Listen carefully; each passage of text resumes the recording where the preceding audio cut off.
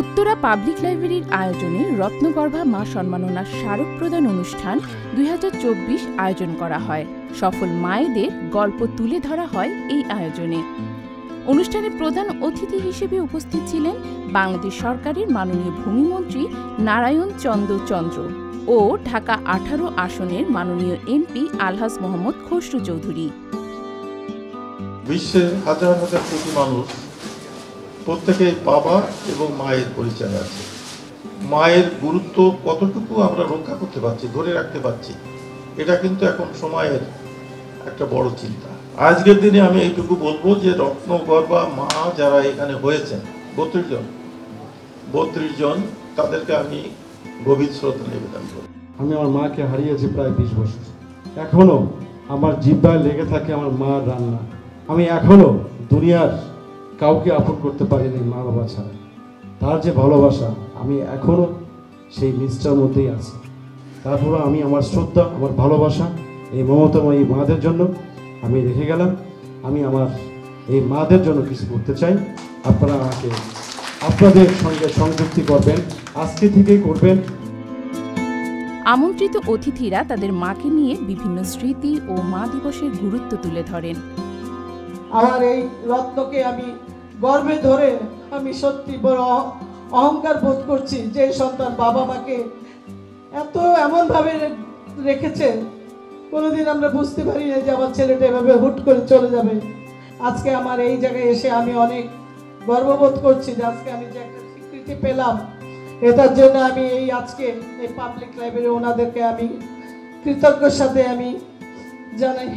আমি আমার মেয়েদের ছোটকাল থেকে শিখেছি আকাশের মতো বড় হতে হবে, আকাশকে ছুতে যেতে হবে, তাহলে তোমরা ওই অনেক অনেক দূর যেতে পারবে।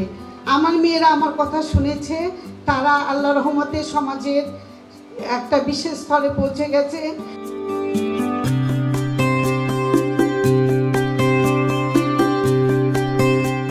দুই মেয়ে ঢাকা ভার্সিটিতে পড়ছে, ছেলে জাহাঙ্গীরনগরে। সব নিজেরাও কিছু গুছিয়ে নিছে, আমিও করছি। পেনশনের টাকা পাইলো। অনেক স্কুল থেকে টিচাররা বলছে আমাকে যে আপনার টাকাগুলো ফুরিয়েন না, এখানকার ছেলেমেয়েরা একটু ভালো হবে, যে ভালো না হয় না হোক, কিন্তু টাকা রেখে আমি ছেলেমেয়ে তো ওই করবো।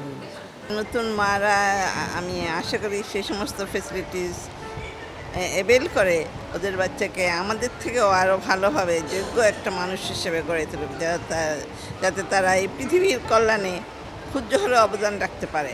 আমার কাছে সবচেয়ে গুরুত্বপূর্ণ এই যে মানুষের মতো মানুষ হওয়া, একটা সৎ মানুষ, একটা মানুষের মতো মানুষ, যারা অন্যের সুখে দুঃখে তাদের পাশে থাকতে পারে।